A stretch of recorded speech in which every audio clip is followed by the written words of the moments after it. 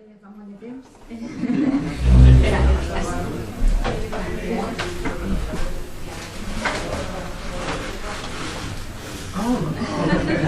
és una bola de ceràmica que van fer en les jornades de Castelló en 2016, que se va quedar sense.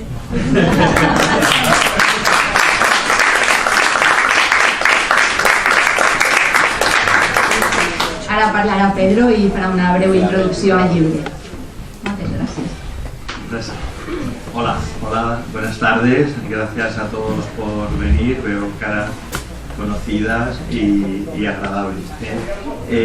Primero quería empezar pues diciendo que esto de hacer una presentación de un libro no es una cosa que yo haya hecho muy frecuentemente, pero sí que me da una gran ilusión porque tiene un simbolismo muy importante, porque para reunirnos aquí alrededor de un libro pues tiene que haber gente que escribe los libros, tiene que haber gente y personas que los editan, tienen que haber personas que los venden en la librería y tienen que haber personas también que los compran y que los leen, que es lo más importante, ¿no? Entonces, reunir a todas estas personas en un mismo lugar, pues yo creo que tiene muchísima importancia el juntarnos alrededor de un libro. Decía Jean-Paul Sartre que los actos nos comprometen como personas y es una de las mejores maneras que podemos actuar para comprometernos con lo que nos rodea. Y sin más, pues yo quería, me he estado preparando un poco la intervención así a salto de mata, porque voy un poco al límite como toca, y bueno, entre paciente y paciente esta mañana pues he estado haciendo unas anotaciones que pues si os pueden interesar y pueden ser de interés. Bueno, yo quería hacer primero una pequeña introducción hablando sobre una cosa muy importante que tenemos en nuestra sociedad, y es la Constitución Española. En la Constitución Española, esa Carta Magna del año 78, hay un artículo en particular que creo que tenemos que reflexionar, que es el artículo 135. Ese artículo 135 original decía que el gobierno habrá de estar autorizado por ley para emitir una deuda pública para contraer créditos. Esto que parece así una cosa muy rara, digo, bueno, pues muy bien que lo esté, pero sin embargo era el fundamento para que el artículo 1.1 de nuestra Constitución, donde se dice que vivimos en un Estado social de derecho, tuviera la herramienta para realmente ser un Estado social de derecho.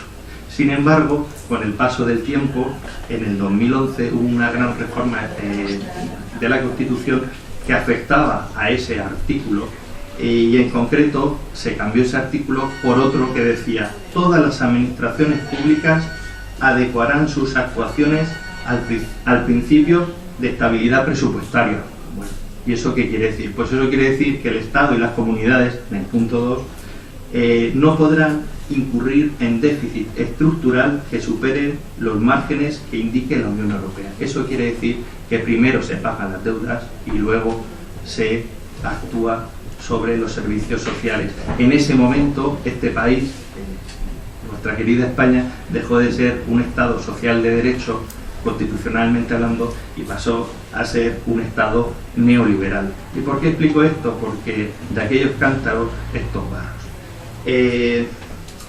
Vamos a empezar, porque esto era un preámbulo.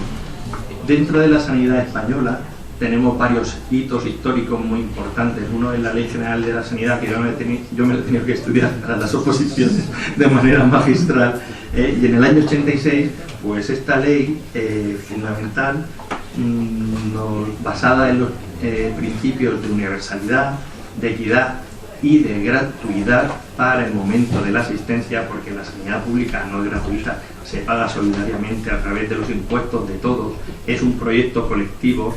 Y esto tiene que ver con que, por desgracia, nuestra enfermedad no nos podemos hacer cargo de manera individual. ¿Por qué? Porque es una empresa demasiado grande. Es como si en una carretera la tuviera que hacer una sola persona. No tendría mucho sentido. Sin embargo, la ayuda solidaria de todos sí que nos permite resolver y hacer proyectos mucho más grandes, como es el caso de los sistemas nacionales de salud. Pero desde que se creó, empezó a rodar en el 86 con la Ley General de Sanidad, el sistema sanitario público ha vivido en una contradicción, que es un sistema sanitario público sufragado o pagado por los impuestos colectivos, pero rodeado de un sistema capitalista de libre mercado que siempre lo ha visto como una oportunidad de negocio. Y ahí está la cuestión.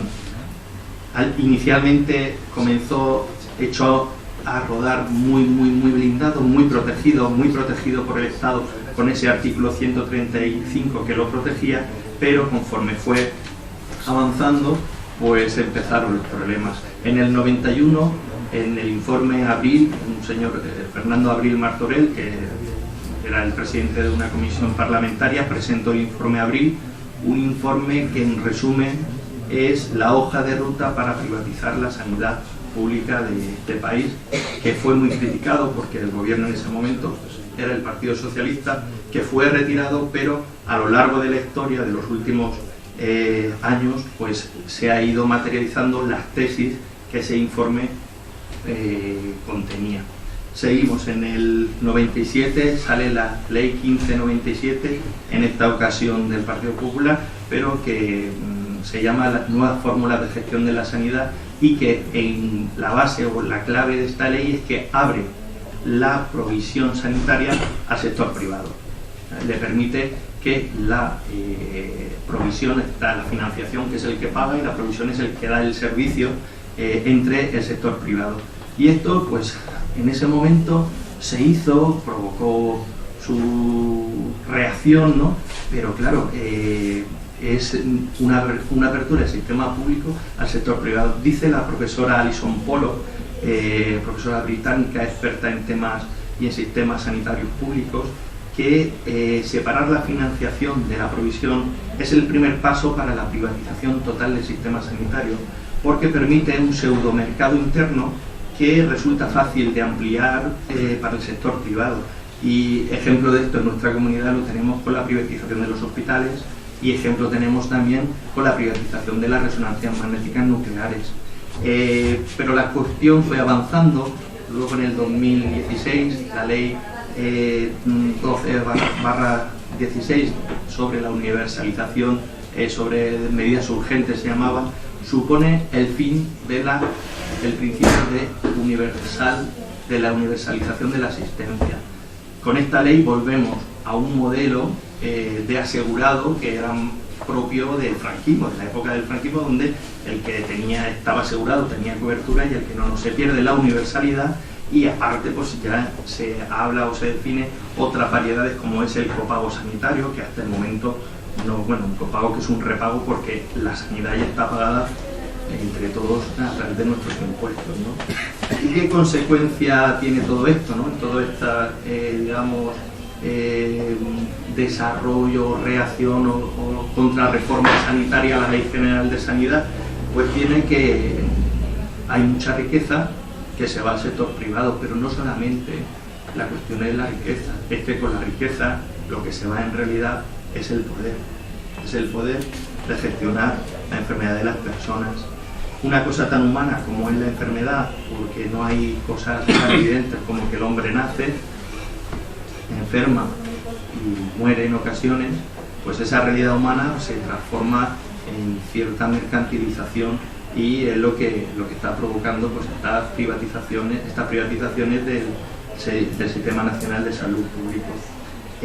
Luego los dogmas del mercado, de la competitividad y la tasa de beneficios se van imponiendo sobre la enfermedad también, y se produce lo que se llama la mercantilización de la enfermedad, ¿no? Las personas ya la relación que hay entre las personas y la enfermedad se intenta cambiar. ¿Para qué? Pues para poder alienarla y poder privatizarla, ¿no? Porque si se le reconoce el sentido humano que hay detrás de la enfermedad, pues es muy difícil de mercantilizar. Pero no solo eso, también tiene lo que hemos comentado, que en una sociedad de libre mercado globalizada aparecen nuevos actores que intentan pues aplicar la tasa de beneficio a nuestro sistema sanitario público, y son las grandes multinacionales, transnacionales muchas de ellas, que con sus lobbies y sus grupos de presión a nivel nacional e internacional pues consiguen sus objetivos económicos gracias a los tratados de libre comercio que están desarrollándose y se están aplicando en la Unión Europea y fuera de la Unión Europea, ¿no? Y eso pues todo en su conjunto pues va poco a poco haciendo minar nuestro sistema nacional de salud, que va aguantando, pues sí, porque afortunadamente tiene base amplia, que se llama, pero que poco a poco pues también se va deteriorando. Y por último, también hay otra consecuencia de todo esto, y es que las desigualdades sociales van en aumento.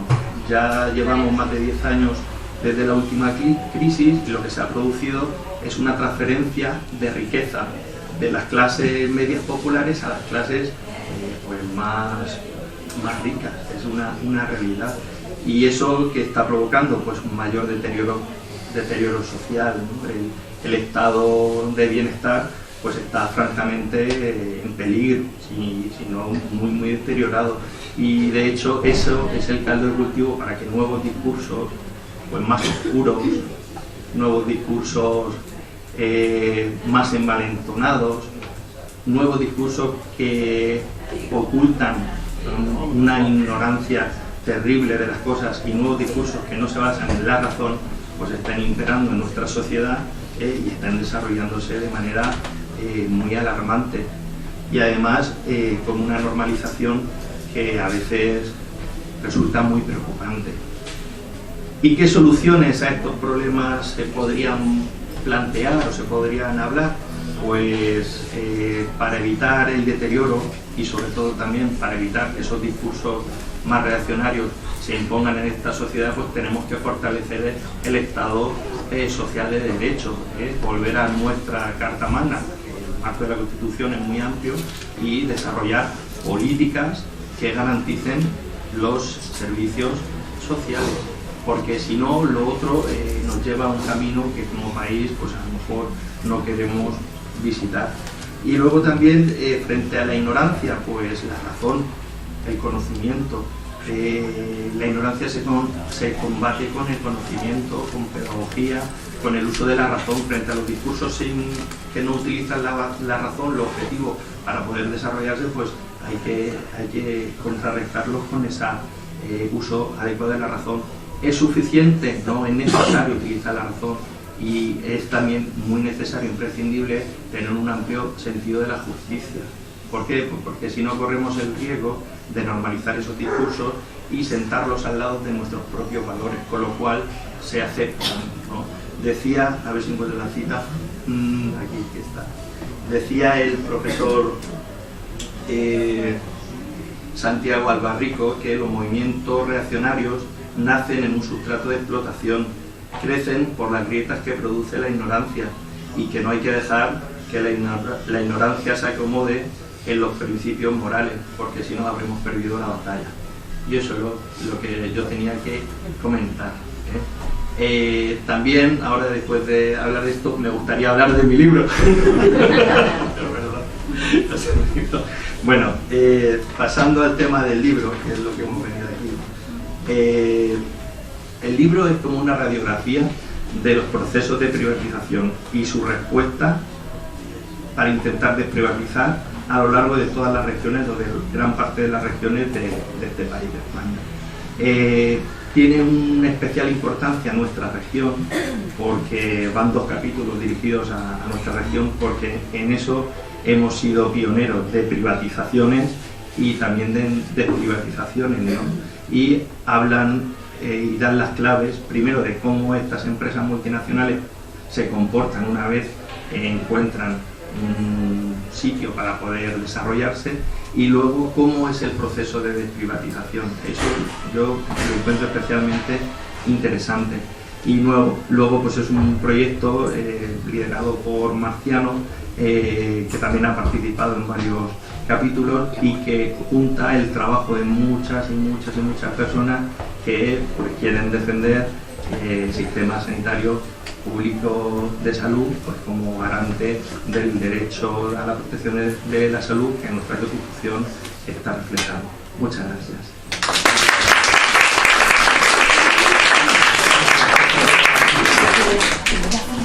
Sí. Bueno, pues nada, en primer lugar, muchas gracias a todas y todos por su presencia, ¿verdad? Y muchas gracias a Teresa Castellón por invitarme a estar aquí con todas y todos ustedes, ¿no? Yo tenía una presentación que no voy a poner y les voy a comentar un poco 4 ideas generales del asunto, ¿no? El libro que trata sobre la privatización sanitaria, análisis alternativa, está escrito por 19 personas, ¿no? que han contribuido sin ningún interés económico en su escritura, ¿verdad? Y yo creo que el libro, pues, que tiene 18 capítulos donde se trata de la política neoliberal en sanidad, se habla de una manera específica sobre las perspectivas en el Reino Unido, que como saben durante muchos años fue el paradigma de los servicios sanitarios públicos en Europa y en el mundo, ¿verdad? Sobre la legislación española y luego sobre una serie de casos de comunidades autónomas en España, ¿no? Como Madrid, Galicia, Baleares, Cataluña, Canarias, Aragón, Valencia, y en el caso de Valencia se hacen 2 capítulos, ¿no? Uno general y otro en concreto sobre la reversión del hospital de Alcira. Se habla sobre las empresas de la privatización, las empresas que han protagonizado esta deriva privatizadora del sistema sanitario, las repercusiones que tiene la privatización sobre la red pública, sobre cómo revertir las privatizaciones, las movilizaciones contra la privatización y los riesgos y fortalezas de nuestro sistema sanitario. Bueno, cuando hablamos de privatización, es un término muy general, ¿no? Según la RAE, ¿no? La Real Academia, es privatizar, es transferir una empresa o una actividad pública al sector privado. Hay un discurso, ¿no? Que dice, si nosotros lo que estamos haciendo es pagar con dinero público, ¿dónde está la privatización? Esto es público. No, hay privatización porque se está transfiriendo la empresa que proveía esos servicios sanitarios a una entidad privada que tiene ánimo de lucro. O sea que yo creo que eso hay que dejarlo claro. Y luego la privatización tiene muchas formas, ¿no? Hay una forma que tiene que ver con la financiación, por ejemplo, pues cuando los copagos, ¿no? Los copagos es una forma de privatizar la financiación del sistema sanitario. Pero no solamente son los copagos, también son aquellas prestaciones que no están incluidas en el catálogo de prestaciones del Sistema Nacional de Salud. Por ejemplo, en España, pues la odontología, ¿no? Cuando usted va al dentista, usted está financiando con su dinero en su bolsillo, ¿verdad? Una prestación que evidentemente es una prestación sanitaria. Otra fórmula de privatización es el aseguramiento, ¿no? Cuando usted se hace un seguro privado, ¿no? El aseguramiento, que en principio en España no estaba muy privatizado, solamente tenía aquella fórmula mixta, ¿no? Que era el modelo Muface, ¿no? Que como usted sabe, los funcionarios y las funcionarias pueden elegir entre la prestación, recibir la prestación en el Sistema Nacional de Salud o en una aseguradora privada, ha tenido, fuera del modelo Muface, un gran incremento en nuestro país, ¿no? Por ejemplo, pues los datos que tenemos hablan de que entre el 2010 y el 2018 se produjeron 2 millones de personas más aseguradas en el conjunto del Estado español en seguros sanitarios privados. El seguro privado que más creció en España fue precisamente el seguro, lo que ellos llaman seguro de salud, que en realidad no es un seguro de salud, es un seguro de asistencia sanitaria, ¿verdad? Entonces, eso también es un problema muy importante. Y luego está el tema de la provisión, ¿no? Que es cuando se privatiza aquellos elementos, aquellas empresas, aquellos organismos que prestan una atención sanitaria, que es de lo que trata fundamentalmente el libro, ¿no? Aunque hable también un poco de las otras cosas. Y luego además ha habido muchos otros fenómenos de privatización que tienen que ver con el mantenimiento. Como ustedes saben, el mantenimiento ahora mismo de nuestros centros sanitarios prácticamente está lo que se llama habitualmente en la jerga esta confabuladora para que no se sepa realmente de lo que estamos hablando, se llama externalización, pero está privatizado, está en manos de empresas privadas, ¿verdad? Los servicios de apoyo, la informática, toda la red informática del Sistema Nacional de Salud está en manos de empresas privadas. Es decir, no hay ninguna comunidad autónoma donde sea una entidad pública la que mantenga la informática. Y la informática es un tema que es muy relevante porque la informática tiene toda la información de salud sobre todo a la población del país, ¿no? Y esos son datos muy valiosos que en algún caso además se ha descubierto que se estaba negociando con ellos, ¿no? Vendiéndoselos a otras empresas. Está también la formación posgraduada, por ejemplo, en el caso de los profesionales de la medicina, desgraciadamente desde hace muchos años está en manos de la industria farmacéutica o la industria de la tecnología, ¿verdad? Pero también, y de una manera más reciente, la formación de pregrado está también crecientemente en manos de los intereses privados. En España ha habido, creo que son 5 nuevas facultades de medicina en manos de intereses privados, ¿no? Aquí cerca, por ejemplo, en Alicante, ¿no? En Murcia, etcétera, en Madrid, en Castellón también hay. Ahí no lo tenía yo controlado, pero bueno, quiero decir que esto de manera generalizada, en el caso de los profesionales de enfermería, también tradicionalmente hay una gran parte de la formación de los profesionales de enfermería que está en manos de empresas privadas, ¿no? El Salus siempre muy famoso, pero muchas más, ¿no? O sea que luego está la planificación. En algunos sitios, en algunas comunidades autónomas, la planificación está en manos también del sector privado. Es decir, se han hecho concursos para que sea el propio sector privado, empresas privadas, las que lleven a cabo la planificación del sistema sanitario, lo cual es una cosa gravísima, ¿no? Porque eso hipoteca totalmente la capacidad del sistema público de poder generar sus propios intereses. La investigación en una gran parte también se encuentra en manos del sector privado, ¿no? Y claro, eso también produce un problema muy importante, ¿no? Dos problemas muy importantes. Uno es que la investigación se realiza sobre aquellos segmentos en los que le interesa al sector privado, ¿no? En el caso de la medicina está muy claro, es decir, no se investiga sobre los problemas de salud más prevalentes o las necesidades de la salud de la población, sino sobre aquellas cosas que en principio pueden generar hipotéticamente beneficio. Pero luego además, otra cosa que también es importante es que una parte de la investigación que se realiza con fondos públicos acaba en manos del sector privado, ¿no? Hay un ejemplo muy bien conocido, imagino por todo el mundo, que es el caso del famoso Sofosbuvir, ¿no? Como saben, el Sofosbuvir es una molécula que empezó inicialmente investigándose en universidades, ¿verdad? Y se investigaba pensando que podía ser una alternativa para el tratamiento del VIH. Y en medio se encontró que evidentemente no producía beneficios sobre el VIH, pero en cambio sí negativizaba el virus de la hepatitis C en estos enfermos que, como saben, hay un gran porcentaje de coinfecciones, ¿no? Entre VIH y hepatitis C, ¿no? Y una vez que esto se vio claro, se quedó en manos de una empresa privada y luego se acabó vendiendo a una tercera empresa privada, que fue Glaxo, que fue la que lo comercializó a nivel mundial en una situación de monopolio con unos precios clarísimamente escandalosos, ¿no? Sí, la privatización es un gran cáncer, ¿no? Que corroe todo el sistema y está en muchas cosas que a veces no nos damos cuenta, ¿no? Pero son cosas pequeñas, pero que sobre todo los profesionales frecuentemente no somos conscientes, ¿no? De lo que hay ahí detrás. ¿Por qué se produce esta privatización? Bueno, yo creo que básicamente hay tres mecanismos por los que se produce, ¿no? Tres motivos. Por un lado, la ideología neoliberal, ¿no? Así como ustedes saben, a partir de los años 80 del siglo pasado, tanto Reagan como Margaret Thatcher pusieron en marcha una ideología neoliberal que pretendía el desmantelamiento de todos los sistemas, todos los servicios públicos en el mundo, ¿no? Estaban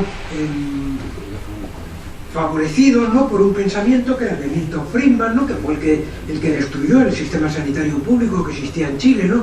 Después del golpe de Pinochet, ¿verdad?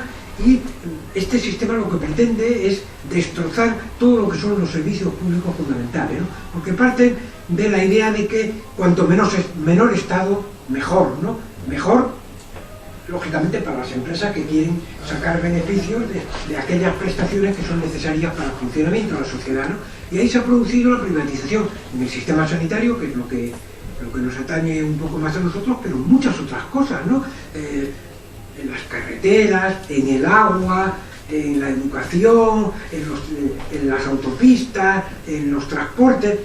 Ha habido una deriva privatizadora, digamos, a nivel mundial, ¿no? De desplazamiento del Estado, incluso en la seguridad, ¿no? Ustedes saben que España no, pues, también ha habido algo de eso, ¿no? Pero todavía no es un caso muy importante, pero hay muchos países del mundo donde la seguridad privada es mucho más importante en cuanto al dispositivo y capacidad de asegurar la paz pública que la propia policía estatal, ¿no? Entonces yo creo que esto son cosas fundamentales, ¿no? Y luego también, para ello, cuando esto se intervino sobre los sitios donde había unos sistemas públicos muy potentes, fundamentalmente Europa, se hizo descapitalizando y deteriorando el sistema público, ¿no? Hay un chiste siempre que pongo, yo creo que es un chiste muy bueno del Roto, ¿no? Donde un señor le dice al otro, dice, hay que destrozar todo lo público para demostrar que no funciona. Dice, pero qué buenas ideas tienes, Esperantita, ¿no? Ya saben que se refiere a esta señora que por suerte está encausada por la privatización de los hospitales de Madrid, ¿no? Precisamente, ¿no? Por derivar el 1% del dinero de los fondos de la privatización para los fondos electorales del Partido Popular, ¿no? Pero claro, y cuando hablamos de corrupción, pues hay gente que no se sabe cómo no se le cae la cara de vergüenza, ¿no?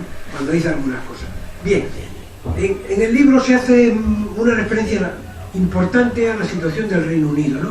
Y ahí se habla sobre todo de algo que yo creo que teníamos que ser conscientes de ello, que es la política del Fondo Monetario Internacional, ¿no?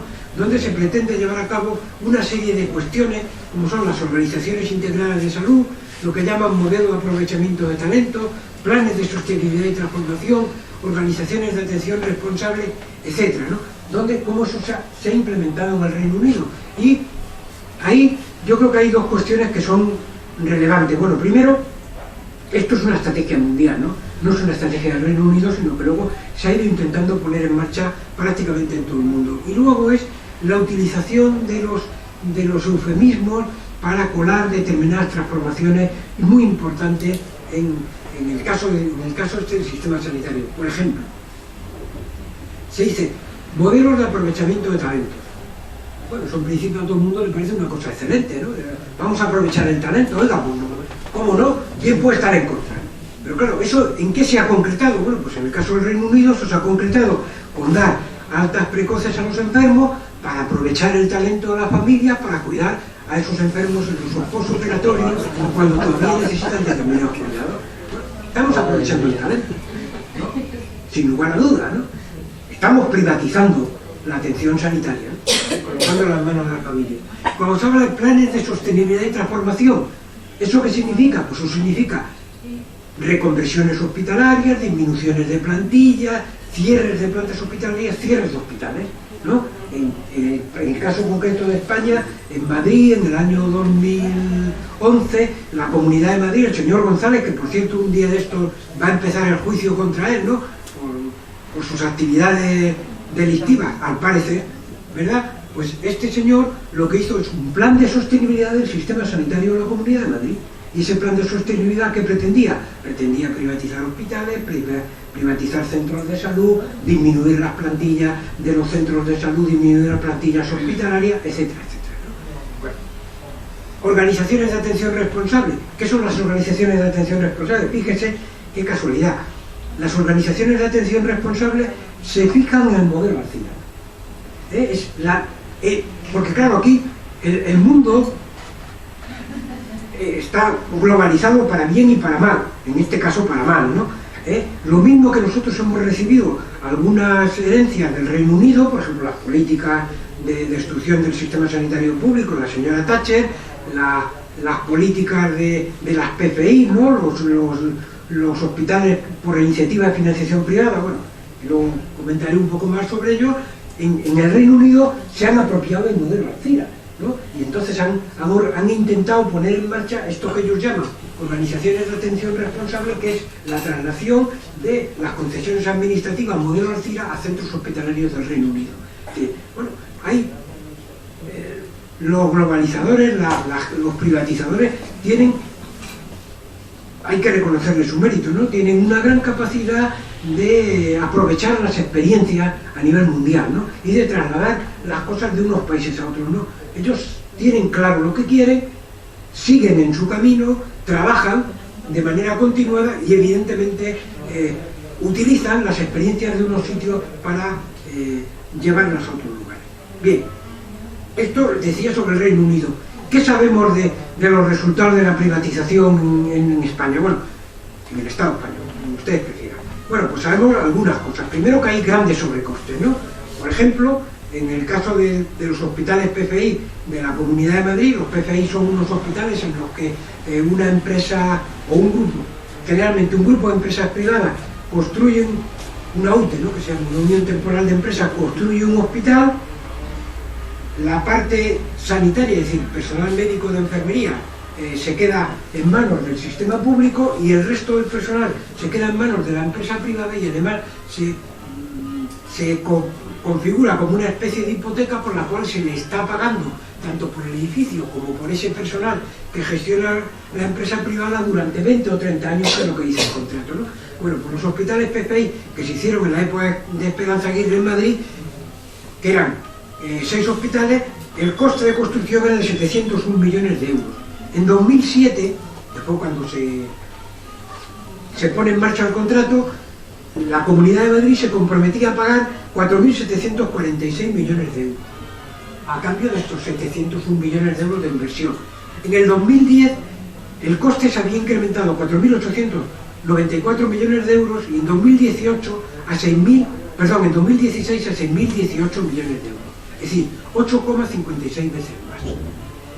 De manera que si estos hospitales hubiesen sido construidos en lugar de todos a la vez, de una manera escalonada, que no se necesitaban además todos a la vez, bueno, esto es un lateral, ¿no?, se hubiesen hecho de una manera escalonada por la propia Comunidad Autónoma de Madrid, en 4 o 5 años se hubiesen hecho todos los hospitales y no se debería ningún dinero. Pero nosotros seguimos debiendo muchísimo dinero, me refiero a los madrileños y las madrileñas, en realidad todos los contribuyentes del país, ¿no?, porque esto funciona así, ¿verdad?, hubiesen funcionado así. Además hay subvenciones ocultas, ¿sí? Muchas de las cosas que teóricamente tenían que haber hecho las empresas concesionarias nunca las hicieron. Por ejemplo, el Hospital Majadahonda, durante 3 años, el personal de mantenimiento, que teóricamente corría a cargo de la Unión Temporal de Empresas, siguió siendo personal público del antiguo Hospital de Puerta Hierro. En el Hospital de Vallecas, una parte del personal administrativo y de mantenimiento es personal del Hospital Virgen de la Torre, que era un hospital del SERMAS, ¿no?, del Servicio Madrileño de Salud, igualmente, etcétera, ¿no? Además prácticamente no hay penalizaciones, aunque el contrato establece toda una serie de penalizaciones que se podrían realizar por incumplimiento del contrato. Esto nunca se lleva a cabo. Y lo que se sabe, porque lo han denunciado los sindicatos, la asociación, bueno, muchísima gente, es que el personal, por ejemplo, que tiene que tener la concesionaria, el personal real es aproximadamente la mitad o una tercera parte del personal que tenía que tener, y además a veces se producen situaciones absurdas. Por ejemplo, en el Hospital de Arganda, durante un año hubo 11 empresas concesionarias que se hicieron cargo de ese personal no sanitario del centro, ¿no? Claro, si usted cambia de personal una vez al mes prácticamente, pues bueno, todo el mundo que ha trabajado alguna vez en un centro sanitario sabe que hasta que te haces con el centro, dónde está rayos y dónde anatomía patológica, pues te cuesta un cierto tiempo. Si al mes te despiden y se hace cargo de una concesionaria, pues otra vez aprender, ¿no? O sea, que es una situación realmente absurda. En el Hospital de Burgos, que es un caso también muy interesante, porque además es un contrato llamativo, porque es un contrato excepcionalmente distinto de los demás hospitales PFI que hay en España, ¿no? Pues en ese Hospital de Burgos, el hospital costó construirlo 209 millones de euros, el primer contrato en el año 2006 era por 1.010 millones de euros, en el 2014 se había hecho 2 modificados con lo que se colocaba en 1.667 millones de euros, y en el 2017 se había sumado 1.708 millones de euros. Esto es una cosa fácil, ¿no? En el Hospital de Vigo, el Hospital de Meixoeiro, de 331,7 millones de euros, que fue el dinero que se preveyó por parte de la Xunta de Galicia para construir el hospital, cuando iba a ser un hospital público, ¿verdad? Ese hospital, porque la Xunta no tenía dinero, era un momento en que la Xunta estaba gobernada por una coalición entre el PSOE y el BNG, ¿no? Se pidió dinero al Banco Europeo de Inversiones mediante la creación de una sociedad intermediaria, una sociedad pública de inversiones, ¿no? como había que pagar algunos intereses de 331,7 millones de euros, se colocaban 457,6 millones de euros. Cuando llegó Núñez Feijóo, canceló el préstamo y le concedió ese hospital, la construcción de ese hospital, a una UTE por 1.566,4 millones. Ahora, ¿no? Ahora, además, como era un genio, se la concedió a una UTE donde formaba parte de ella la Caja de Ahorros del Mediterráneo, que igual les suena. Claro, como la Caja de Ahorros del Mediterráneo se fue a hacer gárgaras, ¿no?, por decirlo de una manera elegante, pues el hospital se paralizó. Se quedaron sin dinero y entonces hubo que volver a pedir dinero al Banco Europeo de Inversiones, que lo pidió la UTE, pero no lo pidió Santander, lo pidió la UTE, pero lo pidió la UTE con una condición muy peculiar, que es que el garante de ese préstamo era la Xunta de Galicia. ¿Usted sabe lo que significa eso, no? Es decir, que si esa sociedad deja de pagar los intereses, quien lo paga es la Xunta de Galicia, es decir, todos se tocan, ¿no? Esto también pasó en el Hospital de Burgos. En el Hospital de Burgos también el dinero inicial era también del Banco Europeo de Inversiones, también con el aval de la Junta de Comunidades de Castilla y León, ¿no? Es decir, cuando se habla de colaboración público-privada, pues en realidad lo que estamos hablando es de negocios privados, dinero, ¿no? Ha pasado todos estos dos hospitales que comentábamos. Además, este canon que hay, que le paga las comunidades autónomas a los hospitales, están garantizados, de manera que nunca disminuyen, pero siempre aumentan, porque hay un sistema por el cual tienen una revalorización automática todos los años, ¿no? Aunque disminuyan los presupuestos públicos. En el momento en que, por ejemplo, en el año 2013 se produjo una disminución de los presupuestos públicos promedio de aproximadamente el 20%, ¿no? Depende mucho de cada comunidad autónoma, porque el 29 llegó a disminuir la Comunidad de Castilla-La Mancha, y la que menos disminuyó creo que fue el 8, bueno, hablo de memoria, pero más o menos, ¿verdad? Pues en ese momento los cánones siguieron aumentando, es decir, el presupuesto de las comunidades autónomas sanitario público era menor, pero en cambio el canon que pagaba la privatización era cada vez mayor, ¿no? Y luego hay otro ejemplo también claro, que es por ejemplo el caso del Casar, que es un consorcio que se hizo en el Alto Aragón, en la zona de Jaca, ¿verdad?, donde como no daba beneficio, la empresa dijo que no lo quería y se hizo cargo de ello la Comunidad Autónoma de Aragón, asumiendo una deuda de 1,8 millones de euros, ¿no? Bien, había, en el prólogo se cita, ¿no?, había un editorial del British Medical Journal que decía que la PFI en realidad era pérfida financiación idiota. Pues esto es un poco la situación que hemos tenido. ¿Qué más ha pasado? Bueno, pues esto ha pasado que evidentemente esta privatización además ha tenido un gran impacto sobre lo que seguía siendo el sistema sanitario público. En el libro se mencionan algunas cosas, bueno, le voy a mencionar una solo, por ejemplo, ¿no? ¿Cuál fue la evolución de la inversión y la privatización entre 2002 y 2015 en la Comunidad de Madrid? En el año 2002 los gastos de inversión eran 164.926 euros. En el año 2015 eran 32.957 euros en la Comunidad de Madrid. Es decir, había bajado prácticamente a una octava parte, ¿no? El gasto en conciertos era de 224.965 euros en 2012 y en el 2015 de 921.258. El gasto en inversión había disminuido en pecado, el gasto en privatización se había incrementado de una manera muy notable. Por ejemplo, en Madrid no es rara la noticia, que no sé si llega por aquí, porque ya sabemos que está todo muy desestructurado en cuanto a la información, pero no es rara la noticia de que de repente se cae un techo en un centro de salud, en un hospital, de repente unas urgencias, se rompe una cañería y se quedan totalmente inundadas, llueve, por ejemplo, cuando hubo el tema de las inundaciones en Arganda, el hospital se quedó totalmente inundado y prácticamente inservible. Es decir, eso es lo que está pasando, es decir, no ha habido un incremento de dinero derivado hacia las privatizaciones, mientras el sistema sanitario público ha tenido una situación realmente muy preocupante. Si vemos lo que es el gasto sanitario público en España, después de la época de los grandes recortes, cuando se salió de la crisis ha habido un incremento del gasto sanitario público, pero ese incremento ha ido a dos sitios. Ha ido a farmacia, más de 2.000 millones anuales de incremento, un 18% entre 2014 y 2018, que son los primer año en que hay datos tanto de gasto farmacia en hospitalaria como gasto farmacia en recetas de la Seguridad Social, ¿verdad? Y privatizaciones. El sistema sanitario, lo que es el sistema sanitario, que sigue siendo el público, de gestión pública, ha quedado de una manera tremendamente deteriorada. ¿Qué más evidencias tenemos? Bueno, pues ha habido menos camas y menos personal. En la Comunidad de Madrid, cada vez que se abría un hospital de gestión privada, se cerraban camas en los hospitales. El único sitio del mundo donde después de abrirse 11 hospitales nuevos, había menos camas hospitalarias. Menos camas hospitalarias. Después de abrir 11 hospitales. Eso no pasa en ningún otro sitio del mundo. Somos un récord Guinness. Claro, Esperanza Aguirre tenía que pedirlo, porque eso la colocaría en la historia, eso que se llama, esto es histórico, pues esto sí que es histórico, ¿no? Bueno, luego además se hace una derivación sistemática de enfermos y pruebas hacia los centros privados, 140.000 en 2018.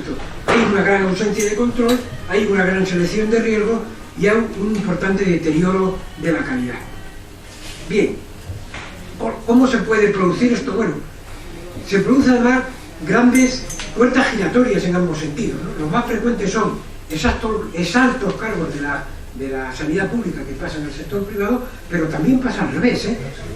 Hay directivos de la empresa privada que pasan a las consejerías. Por ejemplo, Boi Ruiz, ¿no? Si no suena, fue consejero de Sanidad de Cataluña y venía de ser el dirigente del consorcio de empresas privadas sanitarias de Cataluña.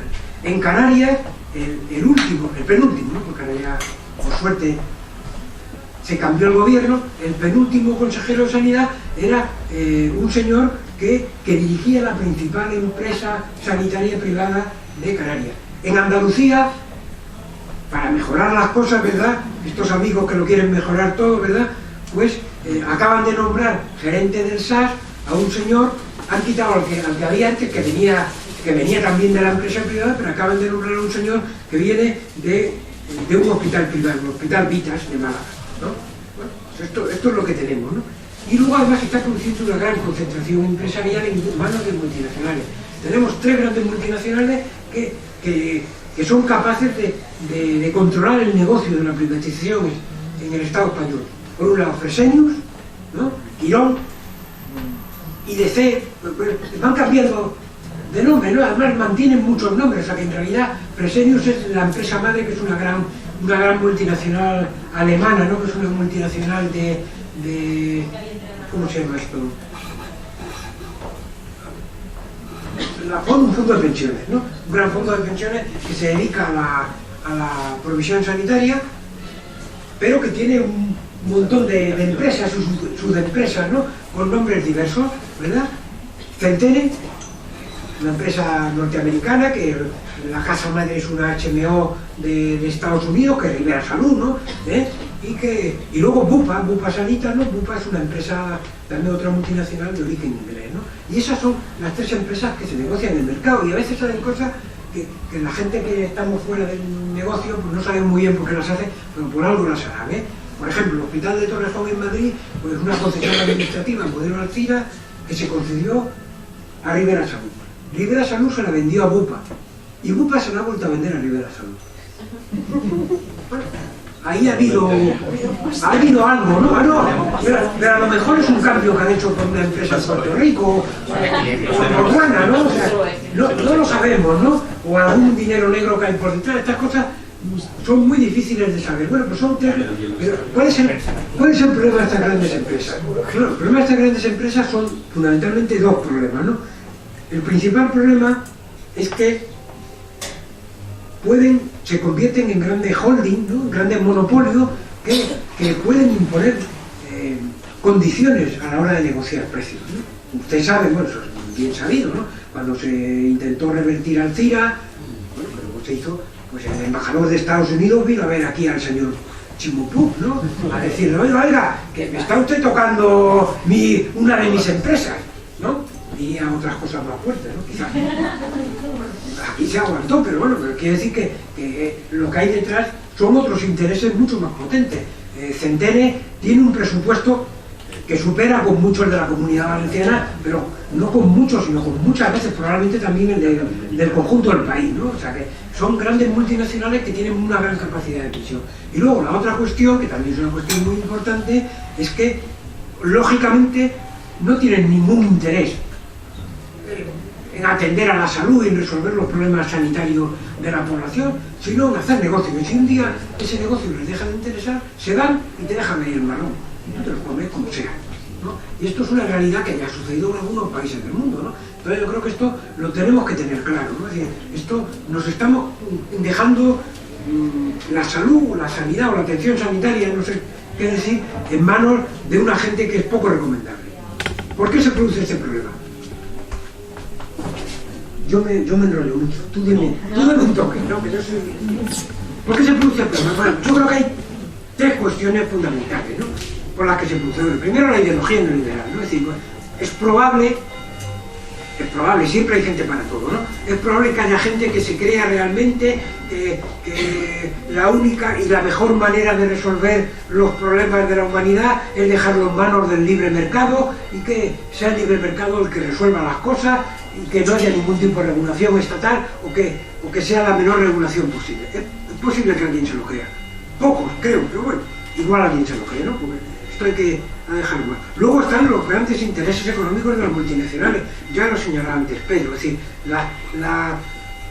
el sistema sanitario público en España mueve un presupuesto que ronda alrededor de los 70.000 millones de euros. Eso es mucha pasta. Hay mucha gente que quiere coger cacho ahí.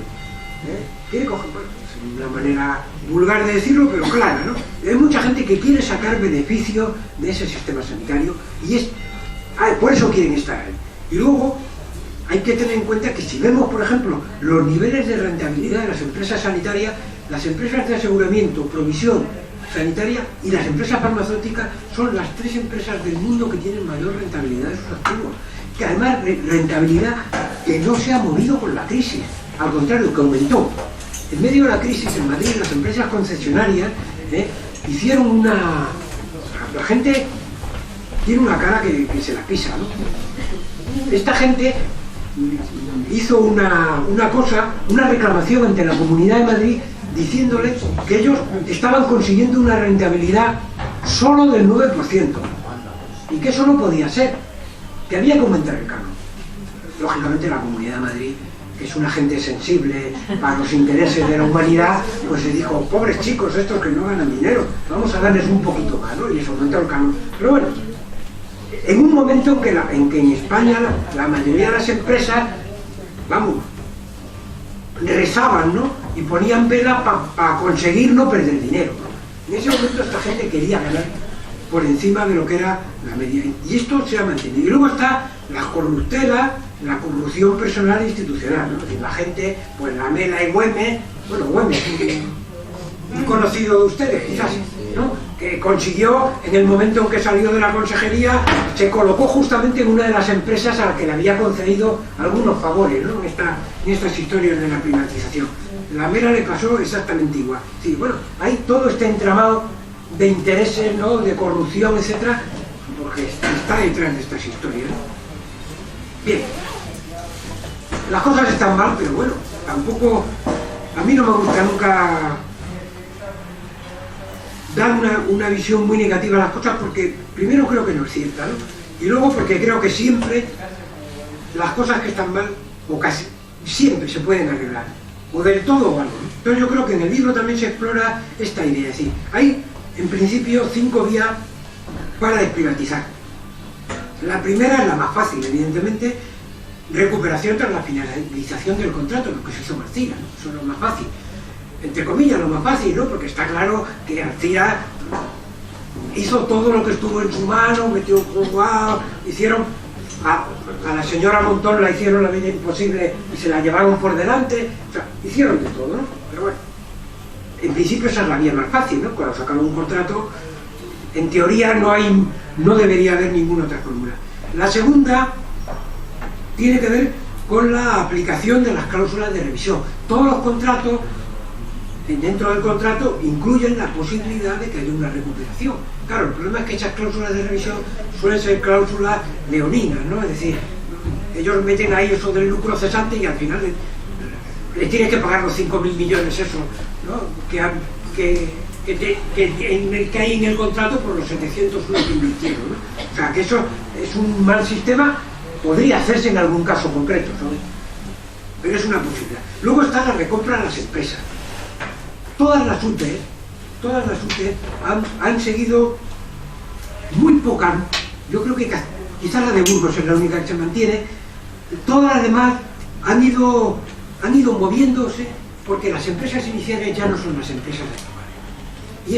Y ahí se han producido una serie de fenómenos de mucho tipo, ¿no? Se han producido alguna quiebra de alguna empresa, en algunos casos de algunas UTEs de Madrid, se ha producido la huida de las UTEs, por ejemplo, también en el caso de Madrid. Inicialmente las UTEs de Madrid eran fundamentalmente empresas de construcción, ¿no? Ferroviarias. Porque, claro, era la hora de construir, ¿no? Y a la hora de construir la empresa que le interesaba era la construcción. Pero en cuanto ya estaba construido el edificio, estos tenían poco interés en mantenerse ahí y vendieron sus activos a otra gente, ¿no? Entonces, ese es el momento en el que se puede comprar esos activos que se venden, porque en todos los contratos está claro que para que se produzca una reventa tiene que haber la autorización de la administración pública. Si la administración pública, bueno, lo que pasa en Denia, ¿no? Bloquea esa reventa, bueno, pues tiene la posibilidad de entrar ahí, ¿no? De entrar ahí, aunque sea como socio minoritario, pero estar como socio minoritario en una empresa de esta no es cosa menor, ¿eh? Como diría nuestro amigo Mariano. Yo me llamo Marciano, pero bueno, puedo decir algo Mariano que también tenía su gracia, ¿no? O sea que es importante, ¿no? Porque te permite entrar en el entramado empresarial, tener una cantidad de información que de otra manera es difícil llegar a ella, etcétera, etcétera, ¿no? Y luego además te permite, digamos, colocar una cabeza de puente en territorio enemigo. O sea que yo creo que esto había que pensarlo, bueno, de hecho la Comunidad Valenciana lo ha intentado en Denia, ¿no? Como en el caso del DKV, ¿no? Que como saben quiere escaparse de ahí. Luego está el control exhaustivo de las concesiones utilizando toda la capacidad sancionadora. Nosotros, que lo hemos estudiado más en el caso de Madrid, creemos que una gran parte de la rentabilidad, por no decir mucha de ella de la empresa, está precisamente ahí, en el incumplimiento sistemático de los términos del contrato. Si se utilizan todos los medios sancionadores que hay, la cosa se les pondría un poquito cuesta arriba y probablemente algunas de las empresas se lo pensarían y dirían, mire, no me interesa, este marrón se lo queda usted, yo no quiero este negocio. O sea, y si no se consigue eso, cuando menos se lograría disminuir de una manera significativa los costes para el sistema público, ¿no? Que en cualquier caso también hay que tenerlo en cuenta, ¿no? O mejorar el servicio que se da a la ciudadanía, ¿no? Todo eso. Y luego está, por último, otra posibilidad que es la más complicada, que sería la expropiación por motivos de interés general, ¿no? Usted sabe que si usted tiene una casita en el medio del campo y mañana la Generalitat Valenciana, el gobierno del país o de la Unión Europea deciden que por ahí pasa un ferrocarril, a usted le expropian la casa y ya se puede usted poner como quiera que le expropien la casa, ¿no? Esto es un interés general y se la quita, ¿no? Bueno, se podría utilizar este sistema. Sería complicado porque llevaría seguramente muchos trámites judiciales, etcétera. Por supuesto necesitaría una voluntad política muy fuerte. En cualquier caso, yo creo que hay tres cosas que se tienen que hacer de manera clara, que se puede hacer fácilmente. Primero, frenar las nuevas privatizaciones. Esto es como una bola de esas que caen en un plano inclinado, ¿no? Si nosotros la colocamos arriba, pues tendrá menos fuerza que si la seguimos colocando cada vez más abajo, porque además cae, el ejemplo que he dicho es una bola, sería una bola de nieve, ¿no? Según va cayendo cada vez es más gorda y más difícil de parar, ¿no? Cuanto antes se para, más fácil será pararla. Luego, habría que parar las derivaciones sistemáticas. En la Comunidad de Madrid, al menos, está muy claro que hay una derivación sistemática de enfermos de lo público a lo privado. Si eso se consigue detener, de manera que cada hospital se haga cargo exclusivamente de lo que le corresponde, ya se habría conseguido disminuir de una manera muy importante esto. Y luego hace falta, evidentemente, voluntad política, ¿no? Que es, al fin y al cabo, de lo que depende. Bueno, tres cosas más. el libro habla también de algo que habla de los riesgos del sistema sanitario. Bueno, tenemos primero una financiación insuficiente y demasiado desigual, ¿no? Eso yo creo que tampoco hace falta explicarlo mucho, ¿no? Si nosotros tenemos un sobreporcentaje del PIB en términos de la financiación sanitaria pública, hemos pasado del 6,72 o 73, creo que fue en el 2010, al 6,37, el último dato de la OCDE de 2018. Y hemos bajado claramente el porcentaje de gasto sanitario público por el total, hemos pasado del 75 al 70.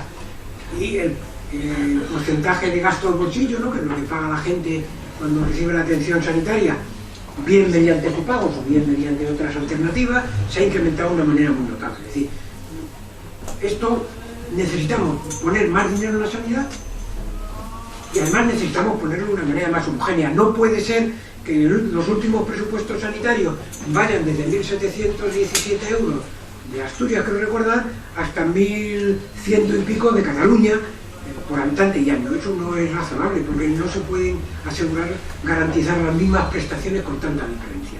Alguna diferencia tendrá que haber porque el mundo, las comunidades autónomas son muy diferentes, hay sitios más envejecidos, sitios menos, lugares donde hay más dispersión de población, están por ejemplo los casos de la insularidad, la geografía, el clima. Bueno, había una fórmula, a mí me pareció una fórmula maravillosa, no tuvimos, ya se la planteamos en su día a la administración, que era la fórmula RAWP, bueno, a nadie le sonará, era la fórmula que utilizaba el Reino Unido para financiar los distritos sanitarios, que era una fórmula donde intervenían 15 o 20 variables que estaban desde la mortalidad, la morbilidad, nivel socioeconómico, los costes de cada sitio, etc. Bueno, o sea que todo está estudiado. El Pacífico ni el Atlántico lo vamos a descubrir nosotros ahora, ¿no? O sea, se trata de ver las experiencias que hay en el mundo y recoger aquellas que sean realmente positivas. Se podría hacer una buena financiación más equitativa. A mí me parece que sería bueno una financiación finalista ligada a un plan integrado de salud, de manera que se financiase en razón de los objetivos de salud. Pero bueno, esto lo veo muy complicado porque, bueno, el desarrollo del país es el que es, ¿no? Bueno, la segunda cuestión, los segundos riesgos del sistema sanitario son las exclusiones. Cuando se habla de exclusiones todo el mundo piensa en lo mismo, que es una exclusión, por supuesto, que la de los inmigrantes no regularizados que hizo el Real Decreto Ley 16/2012, que en gran parte recuperó el Real Decreto Ley 8/2018, ¿no?, que es el de Sanidad Universal. Pero hay otras exclusiones. Si 1,4 millones de personas, según el último barómetro sanitario, no pueden retirar un medicamento que les ha prescrito su médico, eso es una exclusión. Y yo, que ya soy suficientemente mayor, seguro que a no todos el no tomarlo les será malo para su salud. Pero está claro que algunos y algunas, por supuesto, sí, ¿no? Porque son 1,4 millones de personas, o sea que es un número lo suficientemente grande como para que haya casos importantes, ¿no? Otro motivo de exclusión, por ejemplo, son las excesivas listas de espera, ¿no? Cuando venía en el coche por la radio, creo que salía de la Comunidad Valenciana que había subido 131 días la lista de espera quirúrgica. Eso es una barbaridad, porque claro, la lista de espera quirúrgica hay que sumar la lista de espera de pruebas diagnósticas, la lista de espera de especialistas y la lista de espera de atención primaria. Que bueno, aquí no es el peor sitio, pero en Cataluña, según el barómetro sanitario el año pasado, solamente el 7% de las personas que pedían cita en su centro de atención primaria la recibían en 24 horas. Y un 48% la recibían en más de 6 días. Eso es una barbaridad. Así no puede funcionar el sistema sanitario, porque eso genera una cascada. Es decir, cuando alguien pide cita en su médico de atención primaria, le dicen, yo le doy a usted para 20 días, que eso pasa en Madrid, va a empezar a pasar ahora, a partir de que llegue el frío, ¿no? La gente tiene 3 opciones, o espera a ver si se cura, pero algunos se curarán, ¿no? ¿Verdad? Seguro, no me queda. O se va a urgencia, que harán muchos, o se va al seguro privado. En Madrid ahora mismo el 30% de la población, según el barómetro sanitario, tiene un seguro privado. Eso es una barbaridad, nunca había pasado en la Comunidad de Madrid. ¿No? Esto sucedía en Cataluña, pero en Madrid no pasaba.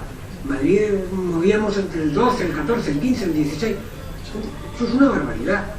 Es una barbaridad, porque además, claro, eso abre una brecha económica fundamental, porque la gente que tiene seguro privado, o sea, el médico privado, es la gente que puede. La que no puede, pues se muere de asco, ¿no? Pero, claro, es que es así, ¿no? O sea, eso es una desigualdad terrible, ¿no? Y eso es una cosa. Luego está el tema de la privatización, está el descontrol del gasto farmacéutico. El gasto farmacéutico sigue creciendo, y sigue creciendo, ¿no? Los problemas de cohesión y coordinación, la errática política de recursos humanos, ¿no? Ustedes saben que estamos sufriendo el desastre de cuando la señora Mato, la señora Montserrat y el señor Alonso decidieron que eso de formar residentes era una idiotez. ¿A qué tenemos tantos residentes? Vamos a reducirlo a la tercera parte. Claro, 4 años después los que salen son la tercera parte. Y no tenemos especialistas y volvemos otra vez a tener una bolsa de médicos sin especialidad que no, de acuerdo con la normativa de la Unión Europea, no pueden trabajar en el sistema público. Bueno, ¿en qué país vivimos? ¿No? Pero bueno, esto nos ha sucedido, ¿no? Y luego tenemos otra cosa que también hay que tener en cuenta, que es el exceso de medicalización, ¿no?, que tenemos en nuestro sistema, ¿no? Queremos que la sanidad nos arregle cosas que no nos puede arreglar. Que no nos puede arreglar. Que antes la gente nos echaba un rezo allí delante del altar de Santa Rita y ahora van a la médica en el centro de salud, pero ninguno de los dos le arregla ningún problema, pero bueno, se quedan un poco más tranquilos, quizás, ¿no? Bien, esta es la parte mala, pero hay cosas, nuestro sistema sanitario tiene cosas muy buenas que tenemos que reconocerlas y ponerlas en valor. Primero, tenemos un buen sistema sanitario. La Ley General de Sanidad hizo un diseño muy bueno de nuestro sistema sanitario, que tuvo un gran desarrollo, que además tiene un gran reconocimiento internacional. A veces los españoles, o los del Estado español, lo que queramos, yo creo que entre uno de los 3 defectos que tenemos es que tenemos una especie de complejo de inferioridad, que somos incapaces de reconocer que somos buenos en algo. Oiga, sí, la agencia Bloomberg dice que España es el país más saludable del mundo. ¡Guau, esto! ¿Quién les habrá pagado? ¿Qué tonterías dicen? Oiga, ¿qué sabrán estos si son americanos? Pues lo saben muy bien porque son norteamericanos y saben lo que es el sistema de salud de Estados Unidos, que es un desastre.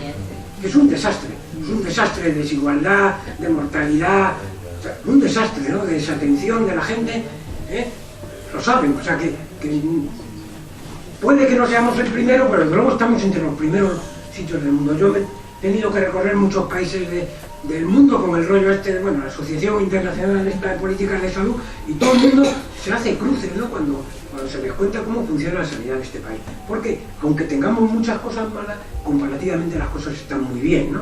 Y además a un precio bastante bajo, ¿no? O sea, que eso también hay que tenerlo en cuenta. Ahí tiene un gran apoyo ciudadano. Siempre que se hacen encuestas entre la población tiene una gran querencia por nuestro Sistema Nacional de Salud. Probablemente porque la población que utiliza el sistema somos gente mayor. Yo todavía no lo utilizo, casi. Pero bueno, cualquier día empezaré a utilizarlo. Pero que es gente que ha conocido el anterior sistema, ¿no?, que sabe lo que era aquello, ¿no?, que sabe lo que era la época del franquismo, los hospitales de las diputaciones provinciales, que sabe lo que eran los médicos de los ambulatorios de 2 horas, que tenían una consulta de 70, y no se sabe cómo lo liquidaban en 2 horas. O sea, conocía todas estas cosas, ¿no? Claro, la gente de los pueblos, que tenía que hacerse una iguala con el médico del pueblo, porque si no, no le atendía a nadie. O sea, que saben lo que era ese sistema anterior, ¿no? Entonces, yo creo que eso es un activo positivo, ¿no?, que tiene nuestro sistema. Luego tiene muy buenos profesionales. Bueno, yo ya no estoy en el sistema, pero yo creo que en general el nivel, además eso también está reconocido a nivel internacional, ¿no?, la gente quiere médicos, enfermeros de este país, porque en todo el mundo, en Inglaterra, en el Reino Unido, en Francia, en Alemania, en todo el mundo, en Estados Unidos, gente que es apreciada porque tiene muy buena formación, ¿no? Bueno, pues eso es muy bueno, ¿no? Y luego tiene un potente sistema de atención primaria, ¿no? Es decir, también los estándares internacionales, nuestra atención primaria la colocan en los primeros lugares del mundo, aunque tenga muchos problemas, ¿no? Que bueno, uno siempre ¿sabes? Se fija en... cuando uno tiene las cosas de cerca, pues se da cuenta, uy, aquí tiene una rayita, aquí tiene una manchita. Pues sí, es verdad que tiene una manchita, pero oye, esta mesa es una buena mesa, ¿no? Tendrá sus manchitas, pero es una buena mesa que hace las funciones que tiene que hacer una buena mesa. Y eso lo tenemos que tener en cuenta. Eso también se expresa en las grandes movilizaciones que hay continuamente y que ha habido en el país en defensa de nuestra sanidad pública, ¿no? Movilizaciones muy numerosas, ¿no? En el último 15.000 personas reclamando una sanidad pública de calidad. Oiga, es importante. Y luego, una última reflexión, que también se coloca en el libro. Hay 3 condiciones para conseguir y mantener un sistema sanitario público. Como ha dicho antes Pedro, creo, la sanidad pública tiene una ventaja, pero también tiene un problema. El problema es que la sanidad pública es un sistema de solidaridad social donde se supone que la gente que tiene más recursos económicos y que tiene más salud contribuye para ayudar a aquella gente que tiene más problemas de salud y menos recursos económicos. Es decir, es un sistema en el cual cada uno contribuye según sus posibilidades y recibe según sus necesidades. A alguna gente a lo mejor le suena esto, ¿no? Si alguien quiere, le digo de dónde viene. Y eso choca directamente con un sistema que es un sistema insolidario, donde lo que prima es el individualismo, donde lo que prima es el beneficio económico, donde lo que prima es exactamente lo contrario, el sálvese quien pueda, ¿no? Y bueno, pues esa es la contradicción en la que vive nuestro sistema sanitario. Y es una contradicción que es la que nos obliga a estar continuamente luchando para mantenerlo, porque si no, se caerá, ¿no? Y para ello hace falta 3 condiciones para tener eso. Primero, un apoyo social mayoritario. Yo creo que he señalado más o menos razonablemente, el libro quizás con más argumentos, que en este país existe. Luego, grupos profesionales significativos que apuesten por la sanidad pública. Yo creo que eso también existe en este país, por suerte. Todavía no sabemos hasta cuándo. Y luego, gobiernos progresistas y de izquierda. Está claro, si no hay un gobierno que apoye esto, las otras 2 condiciones son condiciones, digamos, defensivas. Condiciones que pueden impedir que se privatice, que pueden paralizar determinadas ofensivas, pero que no van a cambiar lo que es la estructura del sistema. Para cambiar la estructura del sistema hace falta un gobierno, hace falta un parlamento. Estamos en un sistema democrático, por suerte, ¿no? Yo creo que estas 3 cosas son fundamentales y hay que trabajar para que se lleven a cabo. Y una última cosa, que es una frase de Aneuris Bevan, que fue el fundador del Servicio Nacional de Salud del Reino Unido en el año 46. Decía, el Servicio Nacional de Salud durará mientras la población esté dispuesta a luchar para defenderlo. Si se acuerdan, ayer o antes de ayer fue el debate entre el sinvergüenza este de las mentiras. No, prefiero no saberme cómo se llama. Esa mala persona y el señor Corbyn, ¿no? Cuando el señor Corbyn le dijo, oiga, ustedes están negociando la privatización del Sistema Nacional de Salud con empresas de Estados Unidos, el otro no le quedó más remedio que decir, no, son mentiras. Nosotros la sanidad pública es lo primero, no lo vamos a vender nunca. Esa es la gran ventaja que tenemos. Esa es la gran ventaja que tenemos. Eso y otro ejemplo, ¿no? Cuando la señora Esperanza Aguirre, que iba a una clínica privada que le hicieran las mamografías y no sé qué, no sé cuánto, le dijeron, oiga, usted parece que tiene un cáncer de mama. Dijo, ostras, se fue al Hospital Clínico de Madrid con sus radiografías en la bolsita de plástico, ¿no? Esa es la ventaja que tenemos. Hay que aprovecharla. Gracias.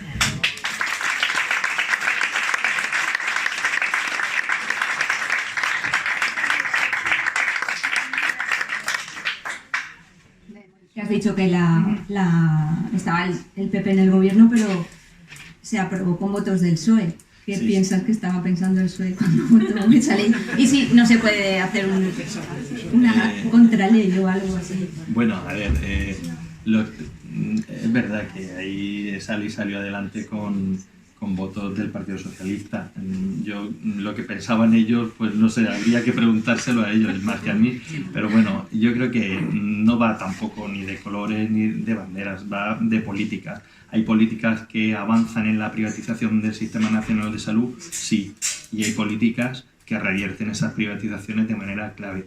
Es posible, se sabe cómo revertirlo, se sabe cómo volver a la senda que no se tuvo que dejar nunca, y eso es lo importante. Ahora mismo yo estoy seguro que tanto el Partido Socialista como otras formaciones políticas ya tienen redactados borradores para poner en marcha medidas concretas que reviertan la situación de privatización del sistema sanitario público. Y está ahí. Pero no solo eso, sino que pretende avanzar. Por ejemplo, hay iniciativas que están digamos, en el horno de salir, como iniciativas que van a regular el ratio de enfermería por paciente en los hospitales y en las unidades de críticos, por ejemplo. Hay otros trabajos que se van desarrollando para regular el empleo en el sistema sanitario público y en el sistema sanitario privado también. O sea, esto, por ejemplo, esta medida de regular el número de enfermeras en un hospital,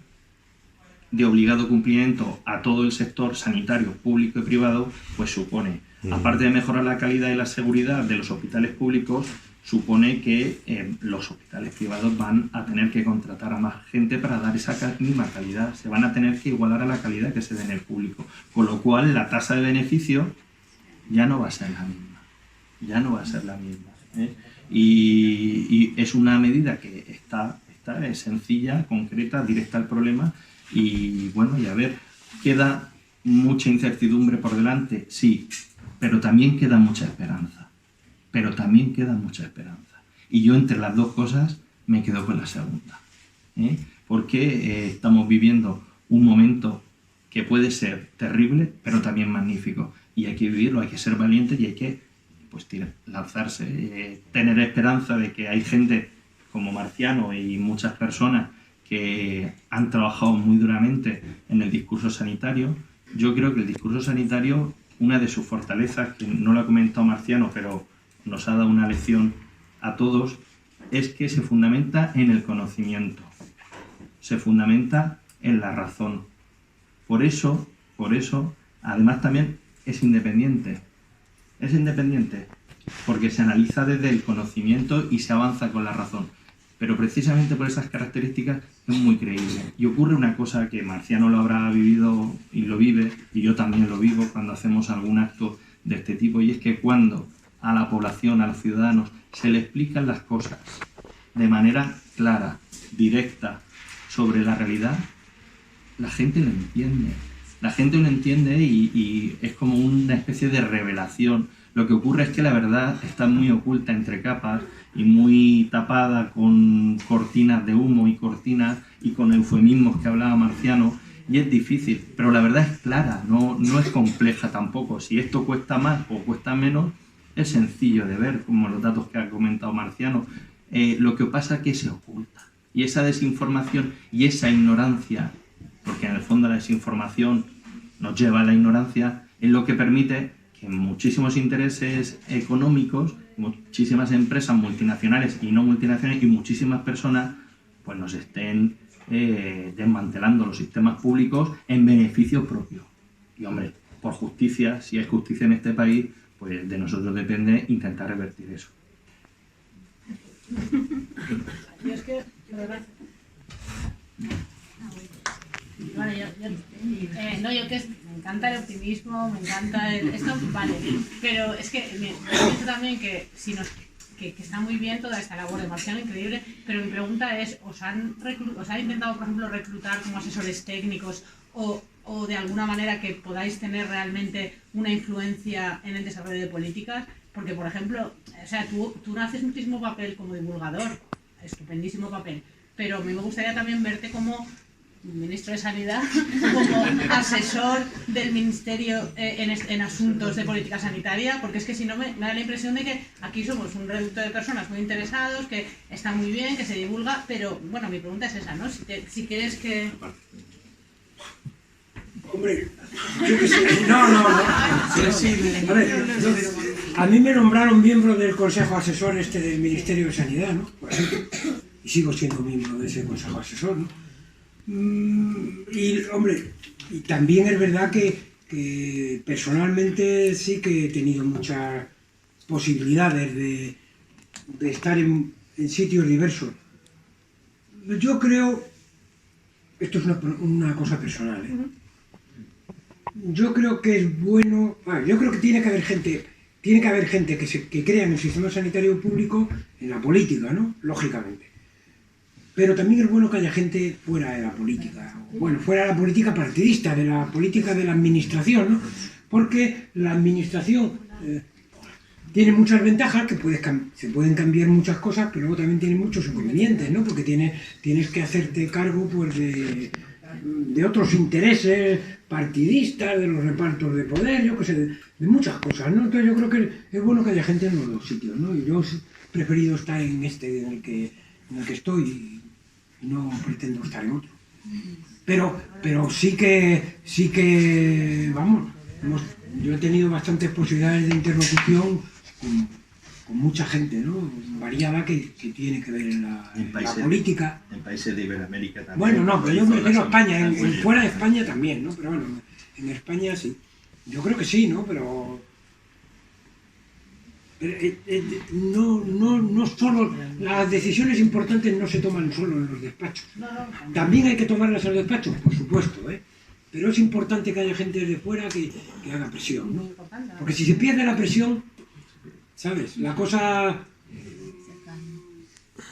flaquea, ¿no? Porque por eso decía yo que tienen que jugarse esos tres niveles, ¿no? Si no, mientras no se derogue la ley de habilitación de nuevas formas de gestión, le podemos poner parches, pero serán parches, porque está la ley del 97 y entonces ahí... A ver, yo... ¿No? Entonces... Voy a disentir un poco, pero bueno, más mi opinión también. A ver, yo creo que la ley de 1597 la votó el PSOE por muchos motivos, pero uno de ellos, que no es evidentemente mi opinión, no es poco importante, es porque de alguna manera en ese momento se estaba produciendo la transformación del Servicio Nacional de Salud del Reino Unido y se estaba avanzando hacia esta creación de muchas entidades con autonomía de gestión, titularidad propia y tal, y en España mucha gente se dejó abducir, ¿no? Sí, parecía que por esa cosa, eso era lo moderno, lo guay, lo bueno, lo que venía del Reino Unido, que era nuestro referente, y se dejó arrastrar por esa idea sin pensar en cuáles podían ser los efectos secundarios que podía producir. En cualquier caso, también hay que decirlo, esa ley no obliga a que los centros sanitarios públicos se constituyan y se privaticen, no obliga en absoluto. Da la posibilidad de que se haga, pero no obliga a que se haga, ¿no? Entonces, bueno, es decir, la desprivatización del sistema sanitario se puede hacer perfectamente sin cambiar esa ley. O sea, que no nos engañemos. No, se puede hacer perfectamente. Y eso, bueno, esto que dices tú, alguna cosa que hemos trabajado sobre esto se puede hacer perfectamente utilizando otras fórmulas de trabajo. Y luego, bueno, pues nos enfrentamos en nuestro país con el tema de la distribución competencial en las comunidades autónomas, ¿no? Es decir, vivimos en un sistema que, aunque no lo parezca, en realidad, eso, vamos, por ejemplo, en el tema sanitario es prácticamente un sistema federal, ¿no? Incluso es más laso que un sistema federal, porque en Canadá, que tiene un sistema federal, hay mucha más capacidad del gobierno central de controlar el funcionamiento del sistema sanitario de las provincias que se llaman allí, bueno, que sería el equivalente aquí a las comunidades autónomas, o Brasil, que también es un sistema federal donde son estados, ¿no?, como se llaman. Hay mucha más capacidad de control del gobierno central que la que hay en el Estado español, ¿no? Entonces yo creo que eso es una realidad, pero a pesar de eso yo pienso que se pueden hacer cosas muy positivas. Insisto, el problema fundamental es que haya voluntad política, control del gobierno, apoyo social, es decir, reivindicación social, y que eso lo apoya la mayoría de la población, y que haya un sector profesional que esté ahí dispuesto a trabajar en ese proyecto, ¿no? Porque si no, la cosa nos irá mal, ¿no? Y nosotros lo que nos toca hacer es esas otras dos partes, ¿no? La política la tienen que hacer los políticos, los partidos, etcétera, y bueno, también el que quiera ir ahí, pero el otro, si Si dejamos abiertos los otros flancos, la cosa empeorará. Si solamente tenemos gobierno, pero no tenemos apoyo social ni sector profesional, las cosas no podrán avanzar. No podrán avanzar, ¿entiendes? O sea, que yo creo que eso hay que tenerlo claro, ¿eh? Tenemos que jugar en los tres campos. Bueno, cada uno tiene que especializarse en lo que pueda hacer mejor. Yo creo que lo hago mejor en este, a lo mejor no, ¿eh? Yo quería hacer una reflexión a propósito de lo que está diciendo Marciano, que me ha gustado mucho tu exposición, y es que lo que dices de la voluntad política y del apoyo social, se da un fenómeno en España que ha sido muy estudiado por Juan Simón, conocéis a Juan Simón, exacto, que élites no de prestigio, influyentes de la sociedad, de la sociedad, sí, por ejemplo, todos los jueces, la judicatura, la mayoría de los políticos, otros grupos socialmente muy influyentes no utilizan la sanidad pública, luego no la conocen y no pueden defenderla. ¿Qué opinión os merece? Quiero decir, ¿entraría dentro de la voluntad política en que la sanidad pública, que desapareciera muy fácil, desapareciera todo eso, que todo el mundo sanidad pública? Nosotros llevamos proponiendo hace años que Muface se integre dentro del sistema público. Yo creo que hay que ser conscientes de que eso no se puede hacer de golpe. Porque bueno, se puede hacer si hubiese si hubiese 300 diputados en el Parlamento dispuestos a votar eso, sí, pero es que no los hay, ¿no? A ver 676, ¿no?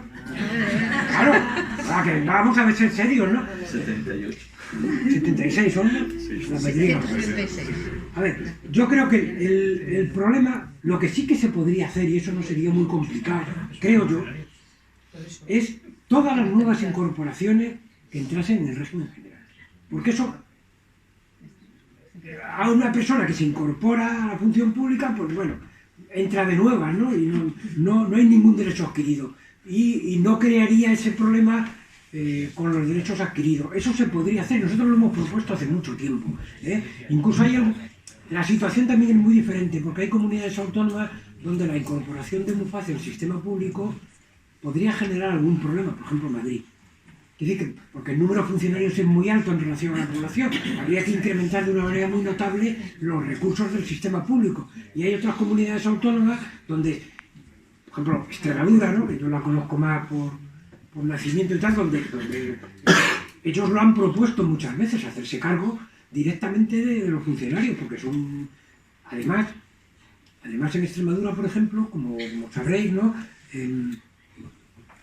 se da la paradoja en este país, que es una paradoja también curiosa de Muface, que es que la atención primaria en los pueblos la reciben los funcionarios de Muface por parte del sistema público de salud, aunque hayan elegido una aseguradora privada.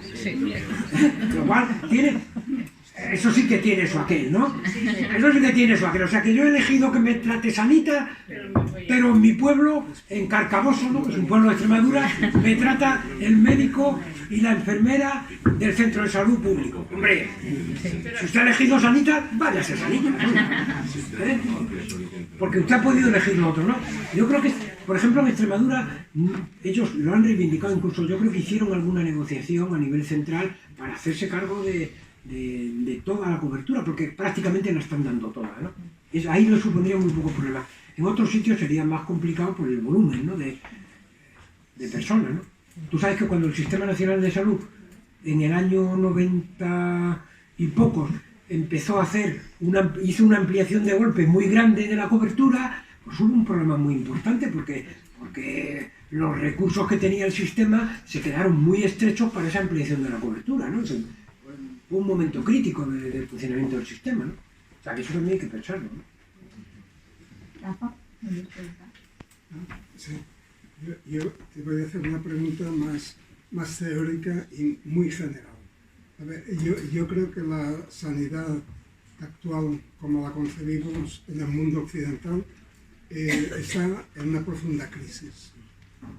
Me atrevo a decir que o enorme cambio o enorme crisis, por varias situaciones. No hablaré del envejecimiento de la población, del encarecimiento, de la complejidad de toda la tecnología, en fin.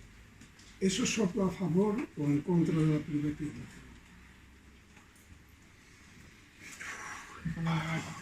En teoría soplaría en contra. En teoría superaría en contra porque afrontar esos problemas, los problemas que tiene, que fundamentalmente son el sobreconsumo, ¿no? La medicalización, la utilización irracional de recursos y todo eso, en teoría, la solución a esos problemas van en contra de la privatización.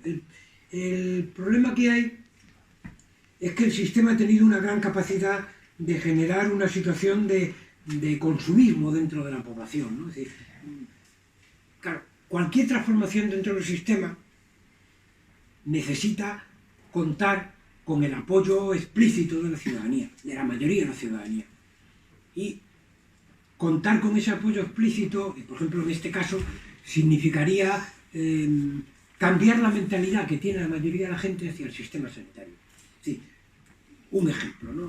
Tonto.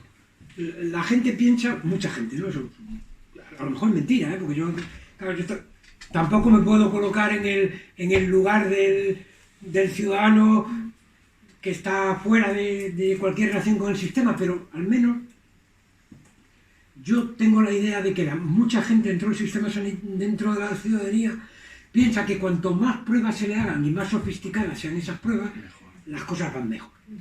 Cuando en realidad eso no es así siempre, sino que a veces es claramente peor, ¿no? Por ejemplo, el tema de las radiaciones, ¿no? A una persona le empiezas a aceptar, le hace 10 tras seguidos, pues ya ahí tienes un cáncer casi asegurado, ¿no? Usted ya tiene todas las papeletas. Bueno, casi, he dicho casi, ¿no? Pero bueno, se acercan mucho. En el caso de los niños, casi seguro.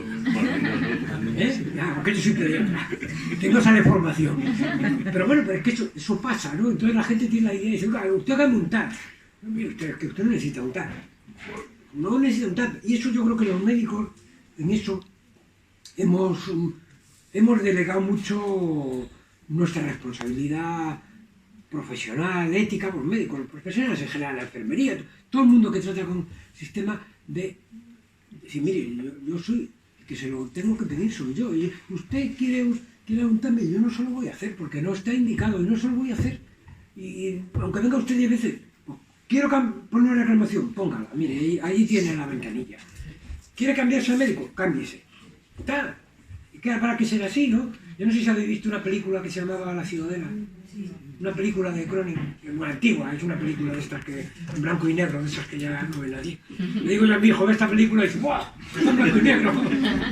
Bueno, en esa aparece una cosa de estas, ¿no? Es decir, un propio que es médico de una zona rural y tal, pues van allí a exigirle determinadas cosas. Y el tío se planta, ¿no? Y entonces se le echan encima. Bueno, pues como se defiende, como es lógico, eso en novela y todo sale muy bien, ¿no? Pero no es tan fácil, ¿no? Pero eso es una de las cosas que teníamos que aprender los profesionales. Y mira, hay que saber plantarse. Hay determinados aspectos, como son la educación para la salud, etcétera, etcétera, que prácticamente han desaparecido del sistema, ¿no?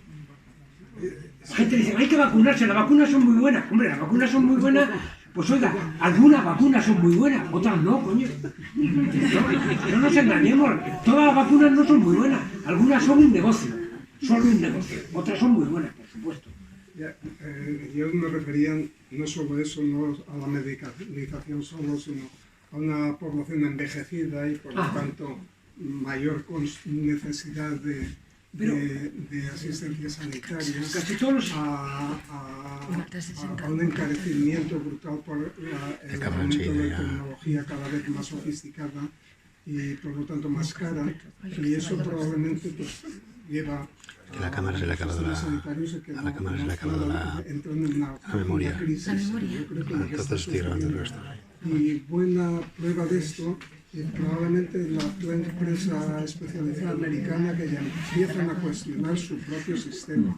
Y como ya sabemos, es el ejemplo singular de la medicina privada. Quien puede paga y tiene médico, quien no puede no paga. Y a mí me resulta significativo que revistas como JAMA o Lancet están poniendo ahí el dedo y diciendo que una mortalidad elevadísima, una esperanza de vida bastante por bajo de lo que debería ser para la cantidad de dinero que les cuesta. Quizás en algún momento haga reflexionar, a mí me haría, desde luego. Bueno, no lo sé. A ver, yo creo que O sea, yo creo que es verdad que estamos en esa contradicción, pero a mí me parece que hay intereses económicos que fundamentalmente miran en el corto plazo, ¿no? Trump es el ejemplo más claro, ¿no? Gente que solo... Trump, que es el ejemplo más claro, ¿no? Gente que solo mira, dice, bueno, yo los beneficios que voy a sacar mañana. Me da igual que dentro de 20 años no haya nada sobre lo que sacar beneficios porque el país haya desaparecido. Pero yo pienso en mis beneficios de mañana. Hombre, yo creo que hay una cosa buena. Por ejemplo, toda esta historia que se está produciendo a nivel de información en los medios de comunicación, pero también a nivel científico, sobre los efectos del cambio climático, la salud medioambiental, etc., yo creo que está haciendo reflexionar a muchísima gente sobre que el paradigma de lo que es nuestra sociedad tiene que cambiar, y en ese cambio de paradigma, pues evidentemente el sistema sanitario se tiene que mover de otra manera, ¿no? Pero eso ya no lo sé, qué dará de sí. Yo me gusta ser optimista, pero no lo sé. Ahí, añadir lo de Rafa, a mí me parece una cuestión muy importante lo que has planteado. Muchas publicaciones como el Vitimaker Lunar son los que han puesto la punta en la lanza, es decir, el sistema de privatización de los sistemas sanitarios públicos no funciona, pero desde hace un montón de tiempo y décadas. Lo que pasa es que nadie les ha hecho caso, pero han sido en esos pioneros. Y luego de lo que decías, que sí que hay más envejecimiento de la población, hay más comorbilidad, y que sí, yo creo que al sector sanitario privado le interesa la demanda incesante para tener la tasa de beneficio incesante, ese es su sueño. Pero ahí hay una cosa que es clave, y somos los profesionales sanitarios.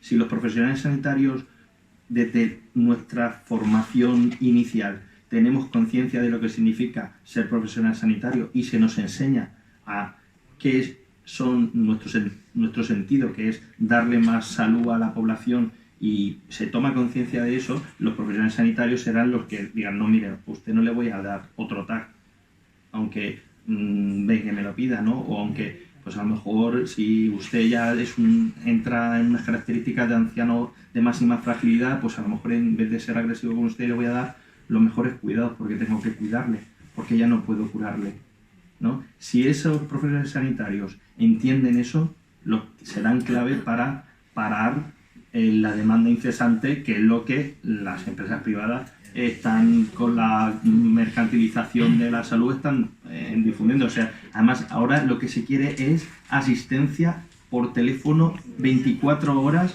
y terapia génica individualizada para los problemas de cada uno, ¿no? Entonces, si eso, yo creo que la clave son los profesionales sanitarios.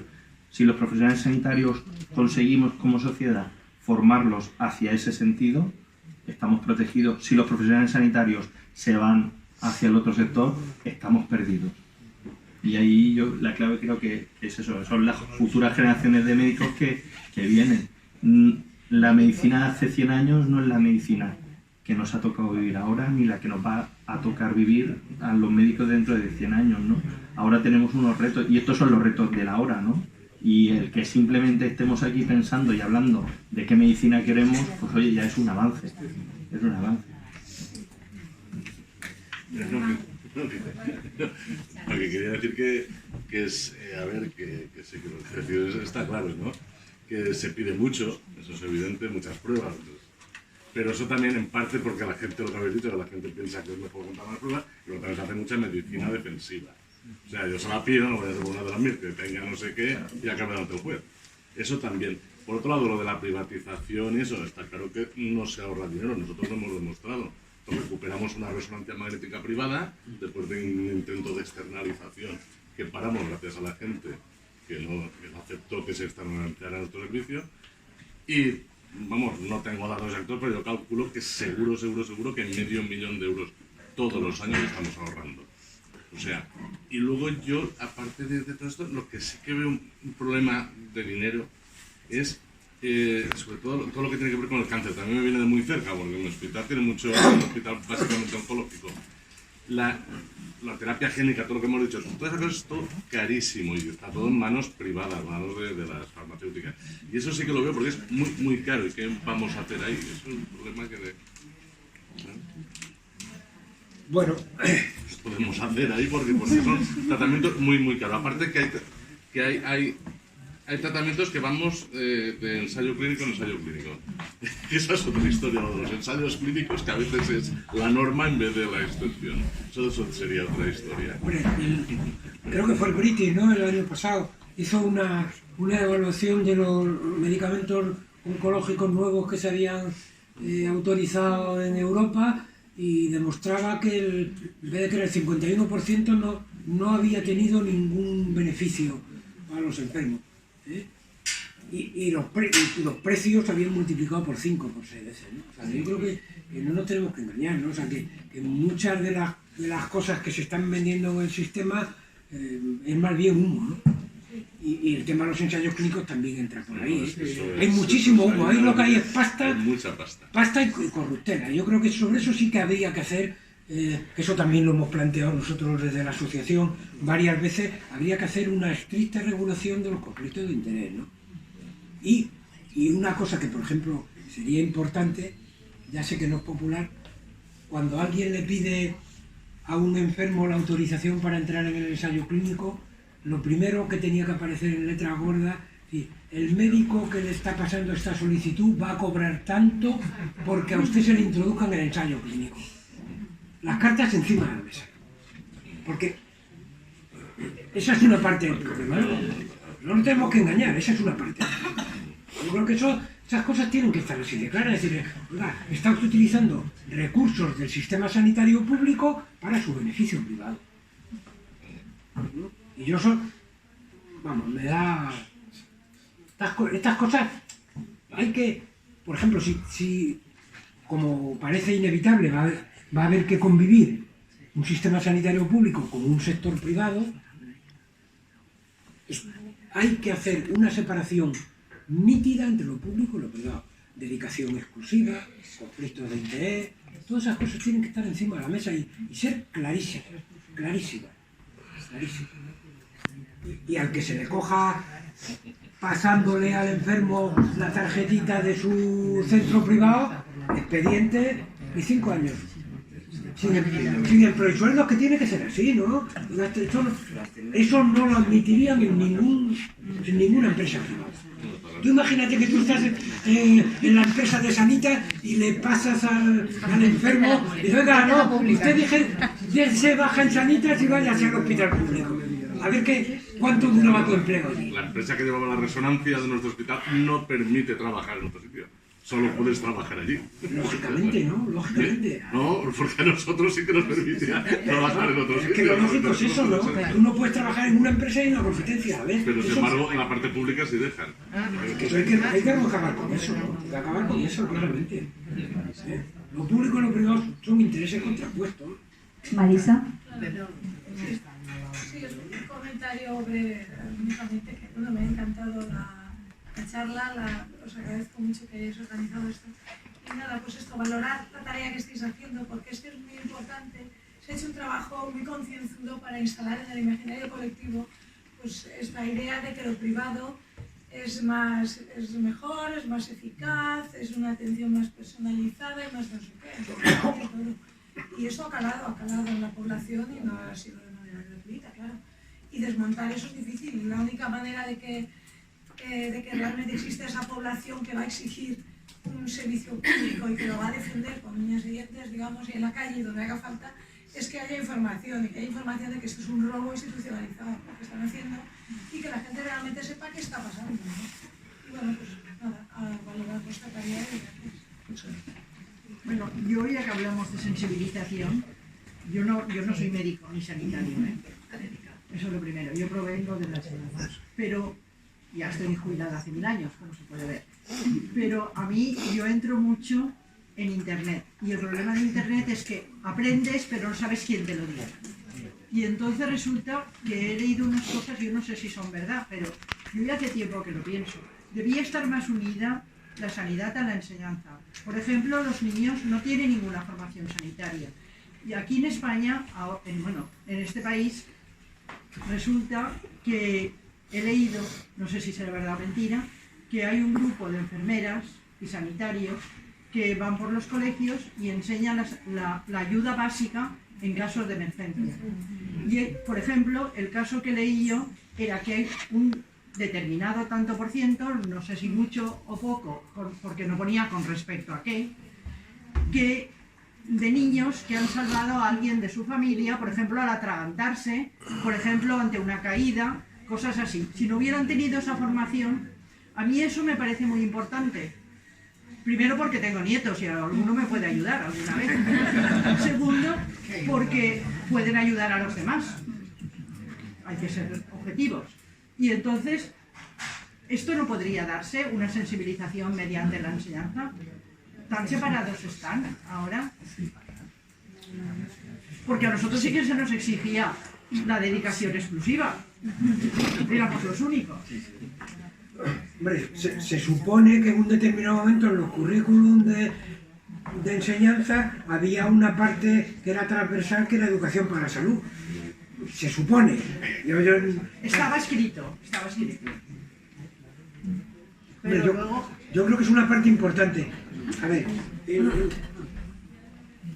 también se supone que por parte de la atención primaria tiene que haber una serie de labores de atención comunitaria y de formas que están relacionadas con la educación para la salud, con la prevención, con la promoción, y eso, dentro de esa intervención comunitaria, uno de los sitios donde se supone que se debe intervenir es los colegios, ¿no?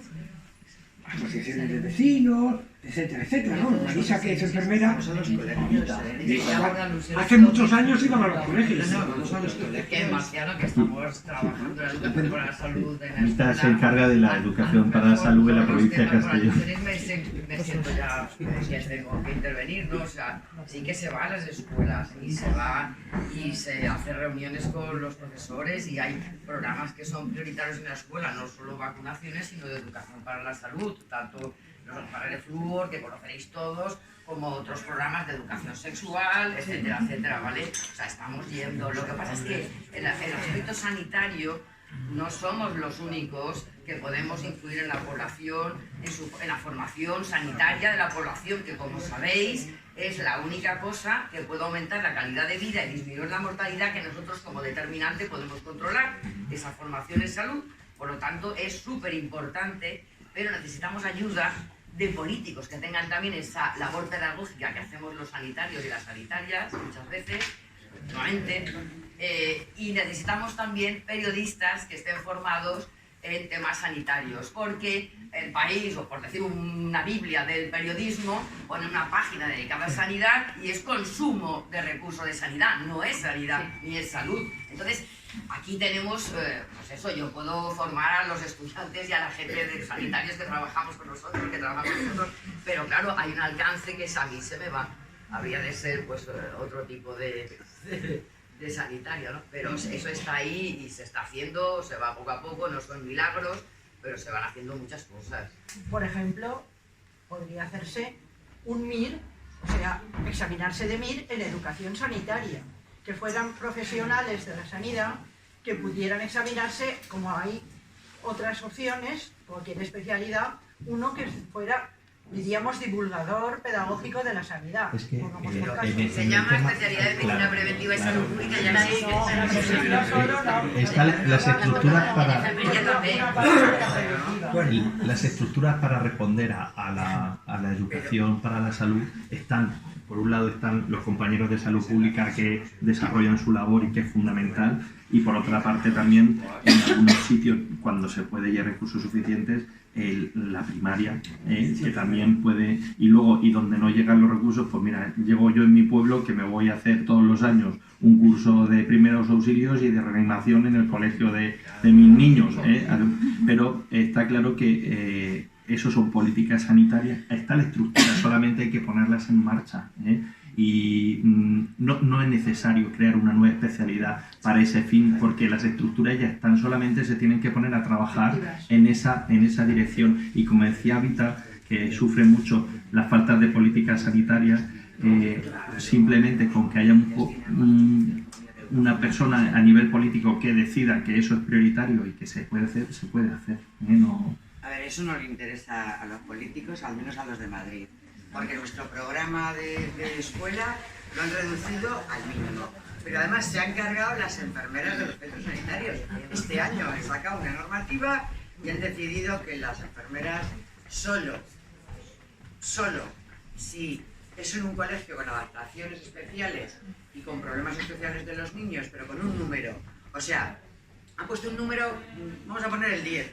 Si no te vas a 10, los 9 anteriores se pueden morir todos. No hace falta enfermera. Entonces se lo han cargado. Y yo no sé aquí, pero en Madrid ha sido pues los recortes, quien se ha cargado todo el programa de las escuelas. Entonces ahora lo han dejado al voluntariado, en el caso de enfermedad. Claro, si nos han recortado 9.000 personas, pues seguramente ahora las prioridades son en Madrid y en distintos barrios la gente mayor. Nos dedicamos más a la gente mayor que a las escuelas porque es la prioridad, porque la gente se muere en las casas. Y claro, tampoco queremos que aparezcan dentro de 2 años. Entonces, otra cosa que están haciendo ahora, que es un programa que ya llevaba funcionando 7 años, también se lo han cargado. O sea, solamente tienen acceso al sonajero que llamamos nosotros aquí, el botón. El botón. Pero el que no tiene para pagarlo, porque eso va dependiendo de la pensión, pues se muere. Y si no es la vecina la que le extraña que no aparezca, es peor, porque huele mal en la escalera. Entonces, bueno, pues esas cosas, quizá lo mejor pues es que hay que salir más a la calle. ¿Hay alguna palabra más? Cuando se habla de la sanidad pública, pues ahí. Bueno, para no acabar así, que estamos aquí de caída total, gracias por venir todos. Esperamos que pues estas reflexiones os hayan servido para avanzar y bueno, yo creo que queda mucho por hacer, pero ya estamos en marcha. Muchas gracias.